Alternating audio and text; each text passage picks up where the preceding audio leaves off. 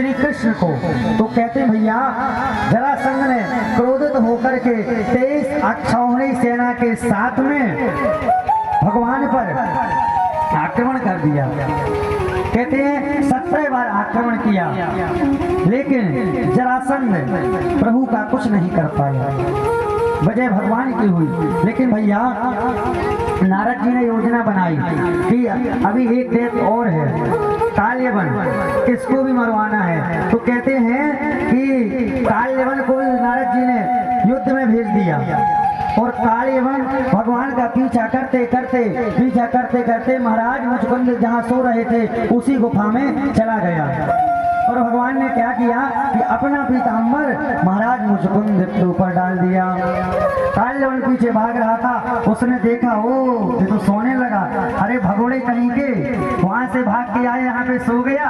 और कहते भैया इसने 1 लाख को मारी। इसने सोचा है भगवान कृष्ण है द्वारकाधीश, तो उसने 1 लाख मारी प्रभु समझ कर। लेकिन महाराज मुचकुंद सो रहे थे। जैसे महाराज मुचकुंद की निद्रा भंग हुई, मुचकुंद की नजर पड़ी तो काल्यवन भस्म हो गया। परीक्षित ने कहा महाराज ये मुचकुंद कौन थे? कहते हैं भैया जो मुचकुंद थे इन्होंने देवताओं का साथ दिया था युद्ध में, तो इन्होंने वरदान मांगा था कि हमें अच्छी निद्रा आए। तो देवताओं ने वरदान दिया था कि जाओ आप बड़े निश्चिंत होकर सो, और जो आपकी निद्रा भंग करेंगे आपकी दृष्टि पड़ते ही वो भस्म हो जाएगा। और भैया कहते हैं नरसिंह भक्त बनकर यही प्रकट हुए थे। कहते हैं इन्होंने भगवान से वरदान मांगा था, तो अविरल भक्ति का भगवान ने इन्हें वरदान दिया था। तो कहते हैं कलयुग में यही नरसिंह जी बनकर प्रकट हुए थे, और इन्हीं के लिए भगवान ने सावल सेठ का रूप धारण किया था। बोले सावल साहेब भगवान के जय हो। कहते हैं काल्यवन का अंत करवाया।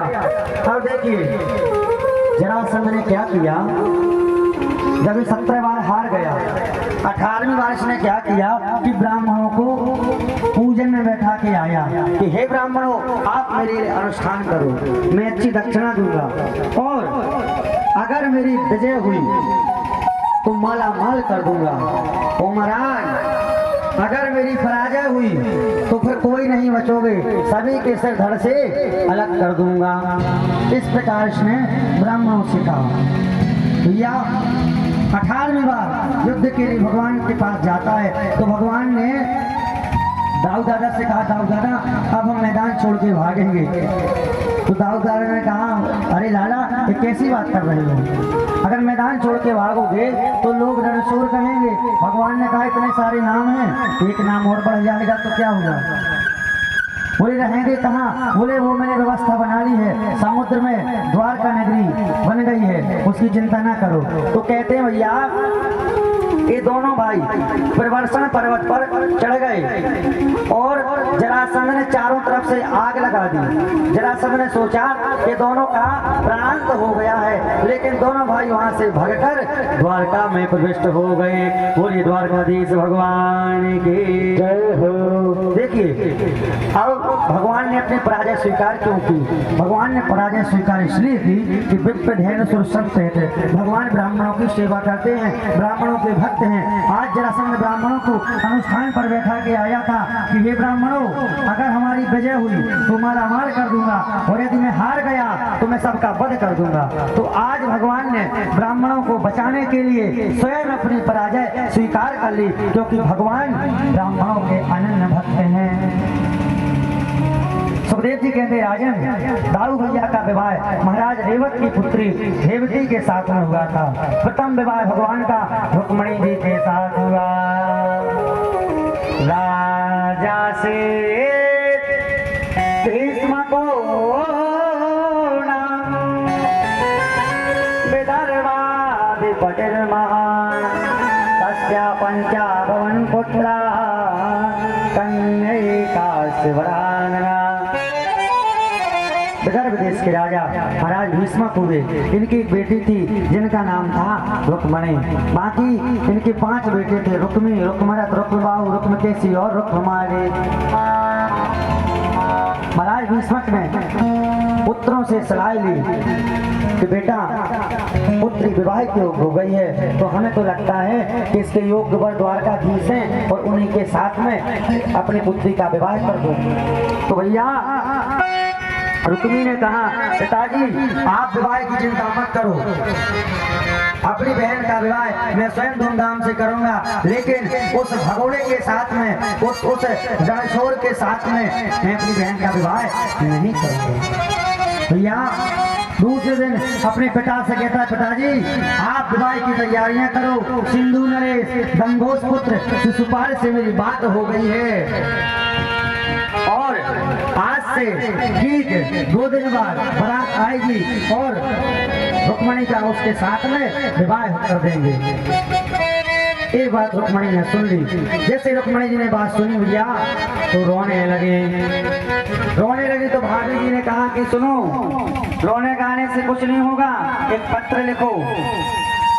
भैया एक पत्र लिखा। बोले पत्र देने कौन जाएगा? बोले ब्राह्मण जाएंगे। पंडित जी को पत्र दिया। बोले महाराज आप जाइए और ये पत्र द्वारकाधीश को दीजिए। बोले ठीक है। ब्राह्मण द्वारकाधीश में जाते हैं और भैया द्वारकाधीश के महल में तो ब्राह्मणों का पहले से सादर सम्मान होता आ रहा है।